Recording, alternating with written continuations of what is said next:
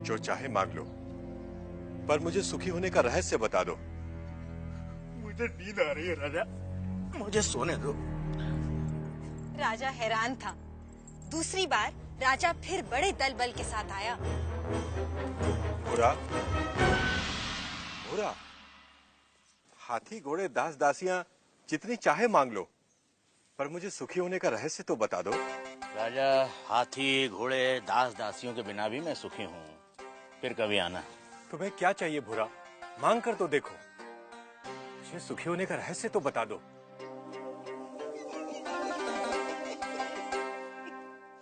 जो स्वयं सुख की खान है, उसे लालच देने का काम मूर्ख ही कर सकता है। जा राजा जा, फिर कभी आना।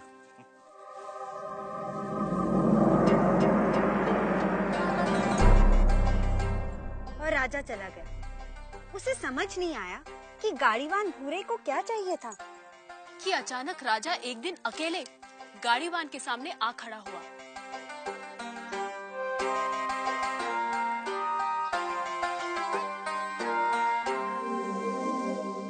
हुकुम। तू फिर आ गया? जब तक आप सुखी होने का रहस्य न बता देंगे, मैं तंग करता रहूंगा। मेरी पीठ खुजा सकेगा? हाँ मालिक। ला, खुजा। रहने दे, रहने दे। ठीक से बैठ जा, बैठ ठीक से। पहले ही अपने दिखावे का बोझ छोड़कर आता तो मेरी पीठ खुजलाने से बच जाता। पूछ, क्या जानना चाहता है?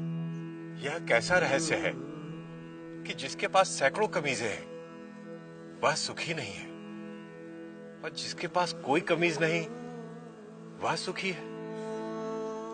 राजे, सुख का कारण कमीज नहीं, आत्मा है। जो यह जान लेता है कि सुख का कारण भीतर है, उसे सुखी होने के लिए बाहरी वस्तुओं की जरूरत नहीं पड़ती। पर मन तो हमेशा सुख के लिए बाहरी वस्तुओं के पीछे भागता रहता है। इसीलिए राजे, जो अपने आनंद स्वरूप आत्मा को जान लेता है, वह वस्तुओं के पीछे भागना बंद कर देता है। मैं समझा नहीं। राजे, आनंद आत्मा का स्वरूप है। आत्मा अनंत है, इसलिए आनंद भी अनंत है। आत्मा के स्वरूप के कारण व्यक्ति स्वयं से हर क्षण प्रेम करता है। क्या कभी सोचा है कि व्यक्ति बूढ़ा हो जाता है, बीमार हो जाता है, इंद्रियां साथ छोड़ रही होती हैं, मौत द्वार खटखटा रही होती है, फिर भी आदमी जीना चाहता है? क्यों? क्योंकि हर व्यक्ति स्वयं से हर क्षण हर समय प्रेम करता है। यदि दुख स्वयं का स्वरूप होता तो क्या मनुष्य कभी स्वयं से इतना प्रेम करता?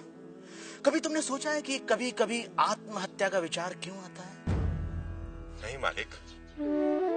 क्या है आत्महत्या का विचार? क्यों भावना के वश में आदमी मन, बुद्धि और शरीर आदि को खत्म कर देना चाहता है?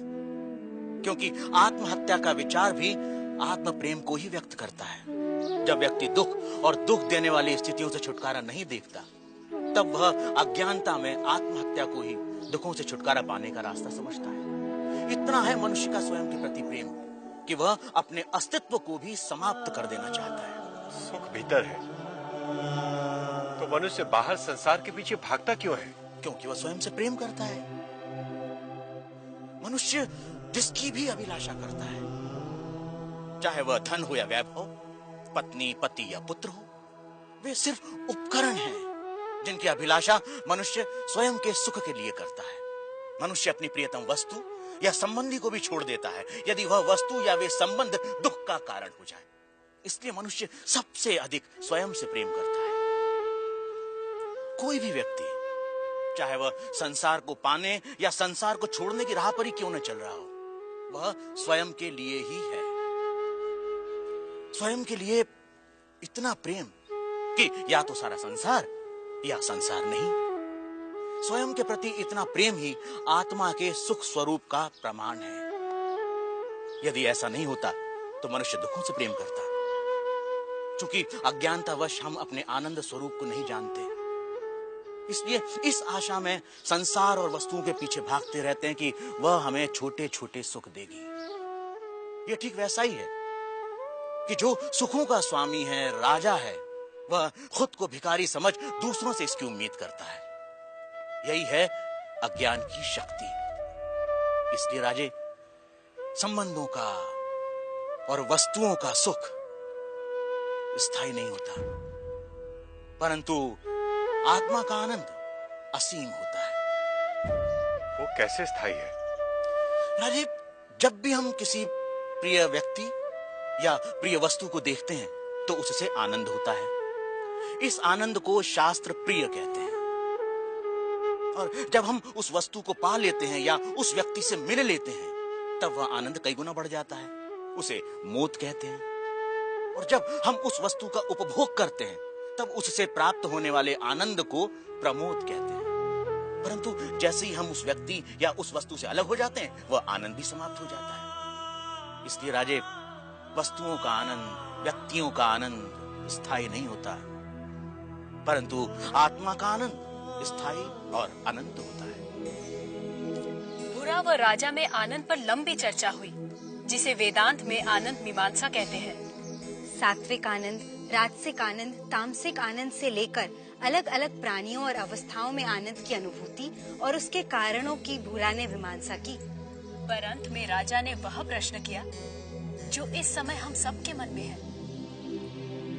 आर्य, यदि मैं ही आत्मा हूं और आत्मा का आनंद स्थान, समय, जन्म, शरीर, मन, बुद्धि और बाहर की किसी भी वस्तु से स्वतंत्र होता है, तो मैं अनंत, असीमित और पूर्ण आनंद का अनुभव क्यों नहीं कर पाता?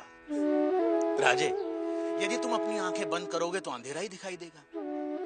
जब तक तुम शरीर, मन, बुद्धि, संसार, वस्तुएं, रस, भाव और विचारों की ओर ही देखोगे तब तक तुम उस अनंत, असीमित और पूर्ण का अनुभव नहीं कर सकोगे। इसमें गलती आत्मा की नहीं, हमारे दृष्टिकोण की है। इसलिए राजे, यदि सुख चाहते हो तो बाहर नहीं, भीतर देखो।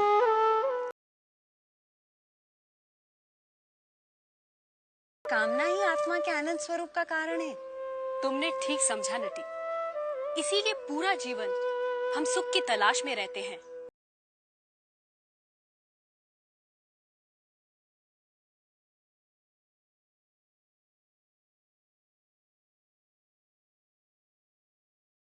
इसीलिए नटी, बाहर नहीं, भीतर देखो।